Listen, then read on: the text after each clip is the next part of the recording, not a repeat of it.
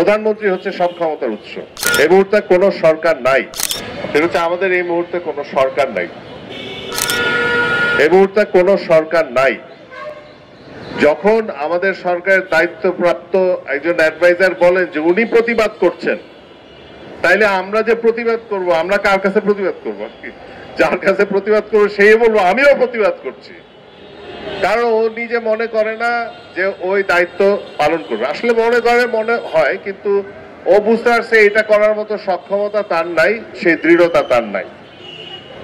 এখন আপনাদেরকে যেটা বলতে চাই যে রাষ্ট্র সংস্কার আন্দোলন এতদিন ধরে যে সংস্কারের কথা বলছে, কেন বলছে আসলে সেটা আপনি এই ঘটনার ভিতরে বুঝতে পারবেন। রাষ্ট্র সংস্কার আন্দোলন বলতেছে যে ভাই, বাংলাদেশটা এমন একটা বাংলাদেশ আছে সেখানে পুরা ক্ষমতাটা একজনের হাতে দিয়ে রেখে দিচ্ছে, একজন মানুষের কাছে। প্রধানমন্ত্রী হচ্ছে সব ক্ষমতার উৎস।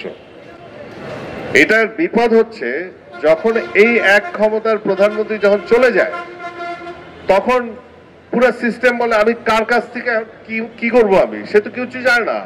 পুলিশ বলছে আমাদেরকে এখন কে অর্ডার দিবে। সব যারা প্রশাসন আছে তারাও এভাবে তাকায় আছে, সবাই এদিক ওদিক তাকায় আছে। যারা শয়তান তারা আপনার রাস্তায় সামনে আসতেছে, তারা বুঝতেছে যে এটা হচ্ছে সুযোগ। কেউ তো নাই। এই যে সংস্কার করলে কি হইতো, সংস্কার করলে কি ঘটনা যেটা ঘটতো, ক্ষমতাটা এক জায়গায় থাকতো না, ক্ষমতাটা ছড়াইতো। এবং দায়িত্ব রাষ্ট্রে যার যে দায়িত্ব সেটা সে দায়িত্ব প্রাপ্ত হইত।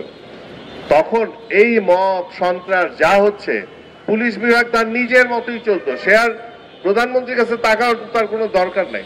তাকে যে দায়িত্ব দেওয়া হয়েছে সে সেই দায়িত্ব পালন করত, প্রশাসন সেই দায়িত্ব পালন করত। সুতরাং আপনাদের এই যে অবস্থাটা বাংলাদেশে, এতে বাংলাদেশের মানুষের কাছে আমাদের দরখাস্ত যে আপনারা এটা বোঝার চেষ্টা করেন যে আমরা এতদিন ধরে কেন এই সংস্কার কথা বলছি।